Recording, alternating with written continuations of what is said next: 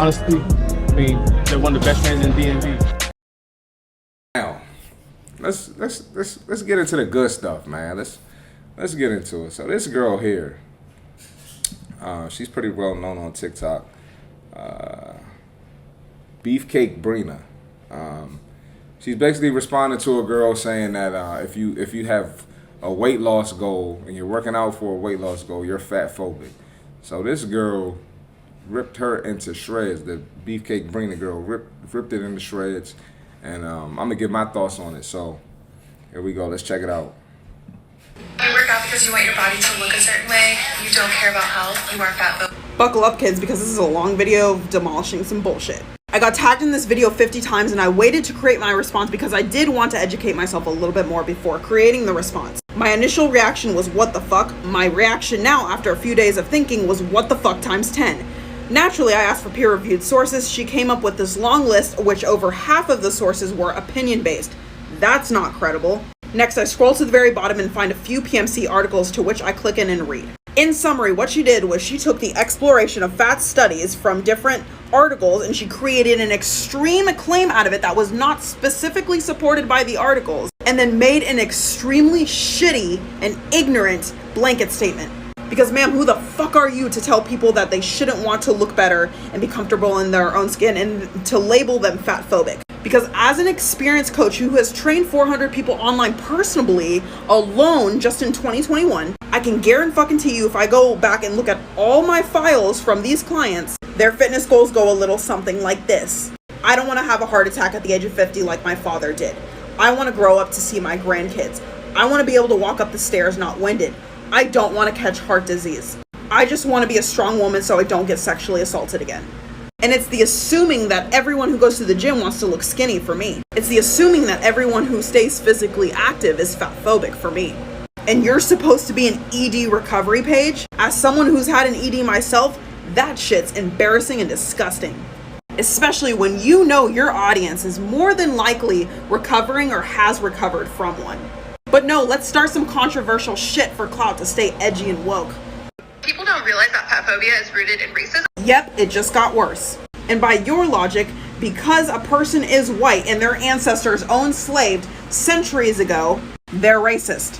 Do we not see how stupid this logic is? I rest my case. Whew.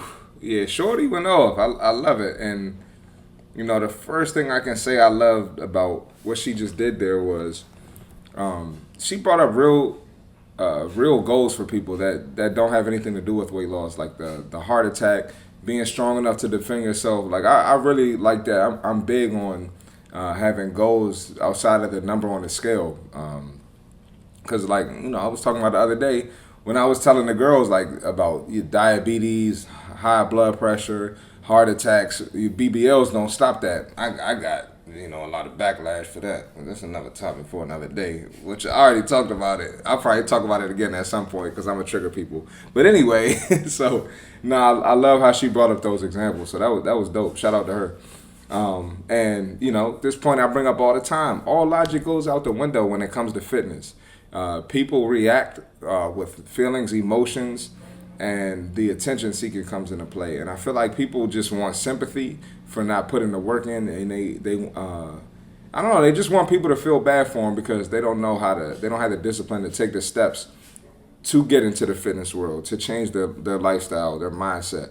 And a lot of people, and if you watch the video, the initial girl who was being reacted to, she wasn't like obese, and she's making these fat phobic videos. A lot of people do this who are not obese, and they're not part of that body positivity movement. A lot of them do that for engagement, right? They do it for to go viral. They do it to get views. They do it for attention, right? You got to realize who you listening to. Now, if it's somebody who is heavy set, they obese, it's a bigger person going hard for the fat phobia and the body positivity, that makes sense. But you got somebody skinny on here going hard for y'all, it's I can't even trust it. And then when a girl asked her to bring up some sources, she brought her some opinion-based bullshit. So be careful with that, man. And like I said, people are more concerned with that dopamine rush of being praised and instead of hearing the truth. People love a convenient lie instead of hearing that long-term truth. Like they want to hear what's good for them right now. What's gonna make you feel good right now.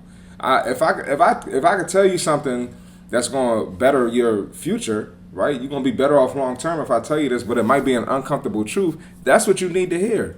I don't need to hear a convenient lie. I don't need somebody telling me, "Oh yeah, Chris, you're the greatest trainer on earth." Like, it might make me feel good, but nah, bro, this is where you got to get better at. You got to communicate better. You got to be able to cue your clients better. You got to do this. You got to be able to da da da. You got to, you got to be able to adapt to your clients. That's what I need to hear. That's what I need to get better. I don't want to hear this other bullshit, right? Not too long ago, I asked one of the bodybuilders in the gym. I took like a video of a progress video of my body, and she was like, "Oh, you need to do X, Y, Z to improve this, that." Now, am I fit? Yes. Do I look somewhat good? Yes. But can I improve? Of course you can improve. So I went to somebody that could break it down and tell me what I need to do to improve. But yeah, man, it's just like people got to get past that. And like I said before, I don't think these videos are aimed to help people, right?